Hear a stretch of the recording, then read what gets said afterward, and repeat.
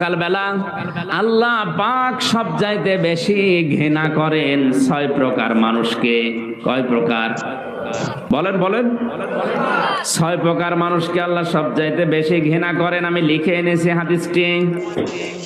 এই 6 প্রকার মানুষের ভেতরে সব চাইতে বেশি আল্লাহর কাছে ঘৃণিত তারা যারা কথা বললে মিথ্যা কথা বলে। জোরে বলেন নাউজুবিল্লাহ। আল্লাহর কাছে সবচাইতে বড় ঘৃণিত তারা যারা কথা বললেই মিথ্যা কথা বলে।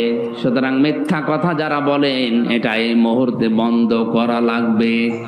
আল্লাহর কাছে সবচাইতে বড় ঘৃণিত এবং এই 6 প্রকার মানুষের উপরে আল্লাহ নিজে লানত দেয় সব সময়। একটু ভালো করে হাদিসটা খেয়াল করেন, তিরমিজি শরীফের হাদিস।